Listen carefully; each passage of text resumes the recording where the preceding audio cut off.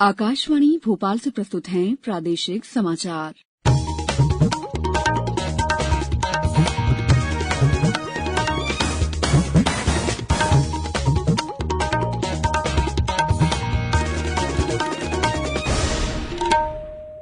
नमस्कार, समाचारों के साथ मैं दीपा सिंह।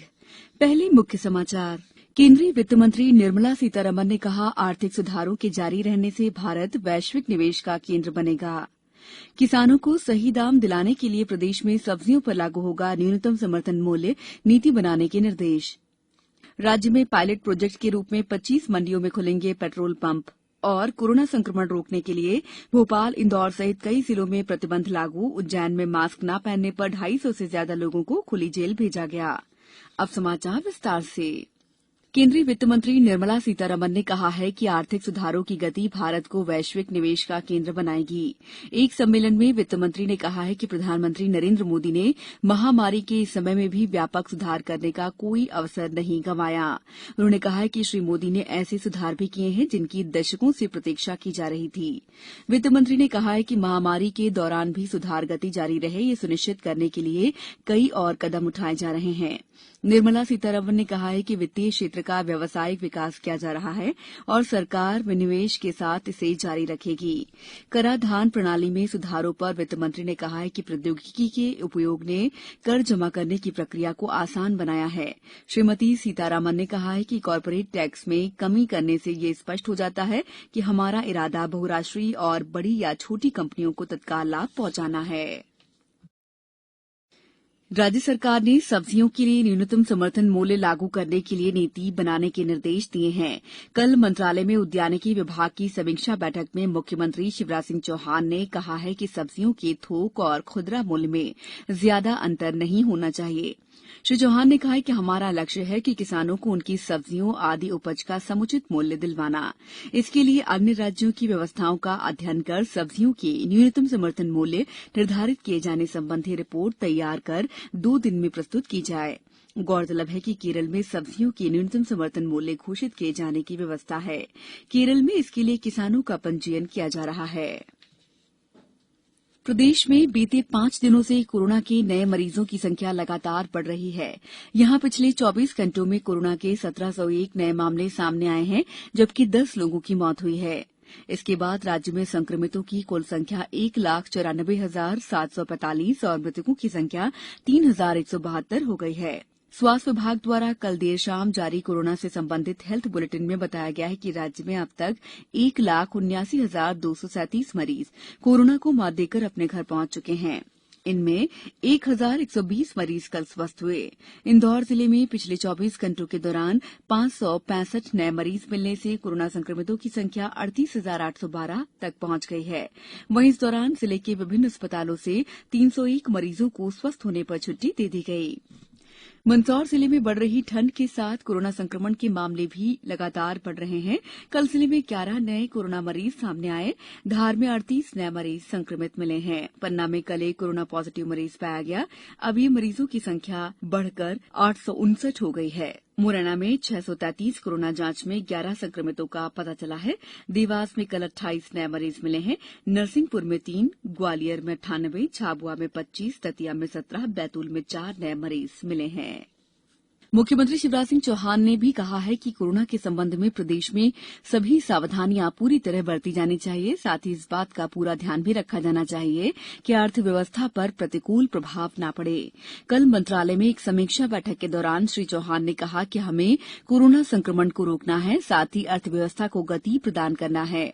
उन्होंने कहा कि कोरोना नियंत्रण के संबंध में शासन द्वारा प्रतिबंध लगाए जाने के स्थान पर जनता को आत्मानुशासन के लिए प्रेरित किया जाना चाहिए।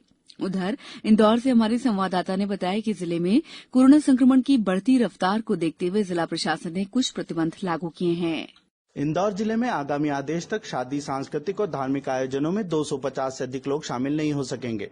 कलेक्टर मनीष सिंह ने बताया कि शादी बारात के आयोजन में अलग से कोई अनुमति लेने की आवश्यकता नहीं है, लेकिन संबंधित थाने पर आवेदन देकर पावती लेना अनिवार्य होगा। इसी पावती के आधार पर टेंट और कैटरिंग वाले व्यवस्था करेंगे।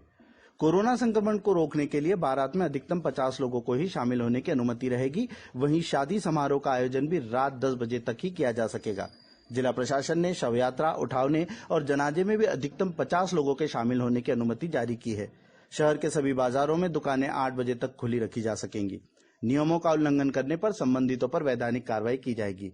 जिले में अब बाजारों और सार्वजनिक स्थानों पर मास्क न पहनने पर 100 रुपए का जुर्माना देना होगा। मनिंदर कुमार दुबे, आकाशवाणी समाचार, इंदौर।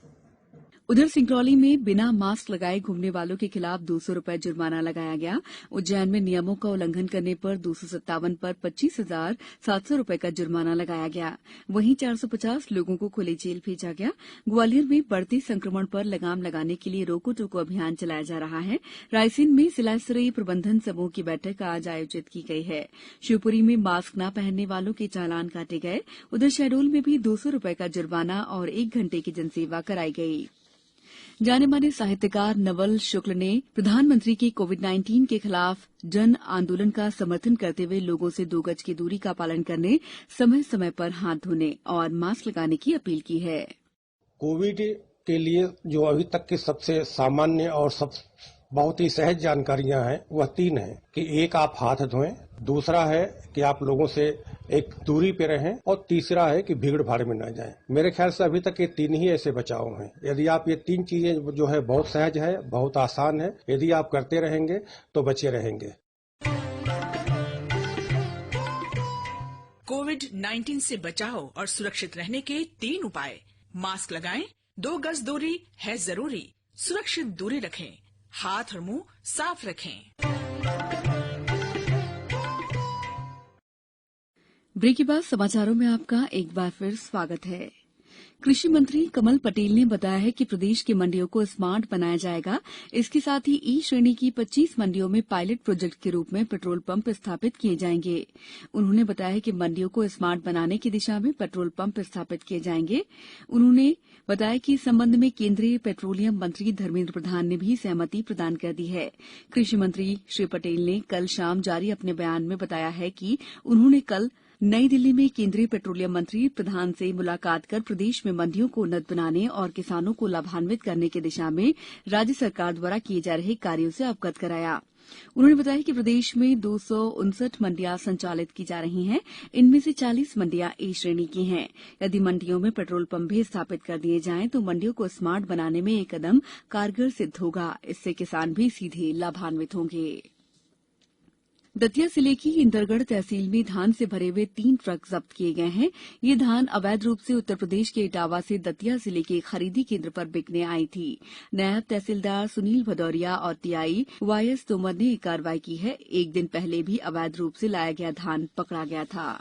अब कुछ समाचार संक्षेप में। मुख्यमंत्री शिवराज सिंह चौहान ने कल बैतूल जिले के कुम्हारटेक के पलक और स्वसहायता समूह की दुर्गा पवार से बात की। सतना में कल सांसद गणेश सिंह की अध्यक्षता में जिला विकास समन्वय और निगरानी समिति दिशा की बैठक संपन्न हुई। मुरैना में मिलावटी दूध का कारोबार करने वालों पर खाद्य औषधि प्रशासन ने आपराधिक मामला दर्ज कराया है। हालांकि अभी तक आरोपी की गिरफ्तारी नहीं हुई है। सतना जिले के नागौद में कल आयोजित एक बैठक में कांग्रेस द्वारा जिले में कांग्रेस आपके द्वार अभियान चलाए जाने की जानकारी दी गई। खंडवा में कल नीति आयोग की ओर से नियुक्त अधिकारी ने जिले में शिक्षा, स्वास्थ्य, कृषि, पशुपालन, महिला बाल विकास विभाग की संचालित प्रमुख योजनाओं की समीक्षा की। केंद्र सरकार की किसान रेल योजना के तहत पश्चिम रेल मंडल की पहली किसान रेल आज इंदौर के लक्ष्मीबाई रेलवे स्टेशन से रवाना की जाएगी। सांसद शंकर ललवानी इसे हरी झंडी दिखाकर रवाना करेंगे। शिवपुरी में नवजातों को पोलियो की दवा पिलाकर कल नवजात शिशु सप्ताह का शुभारंभ किया गया। अंत में मुख्य समाचार एक बार फिर। केंद्रीय वित्त मंत्री निर्मला सीतारमण ने कहा, आर्थिक सुधारों के जारी रहने से भारत वैश्विक निवेश का केंद्र बनेगा। किसानों को सही दाम दिलाने के लिए प्रदेश में सब्जियों पर लागू होगा न्यूनतम समर्थन मूल्य, नीति बनाने के निर्देश। राज्य में पायलट प्रोजेक्ट के रूप में 25 मंडियों में खुलेंगे पेट्रोल पंप। और कोरोना संक्रमण रोकने के लिए भोपाल, इंदौर सहित कई जिलों में प्रतिबंध लागू। उज्जैन में मास्क न पहनने पर 250 से ज्यादा लोगों को खुली जेल भेजा गया। बुलेटिन के अंत में आप सभी से एक अपील, मास्क और 2 गज की दूरी, हाथ धोना भी है जरूरी। नमस्कार।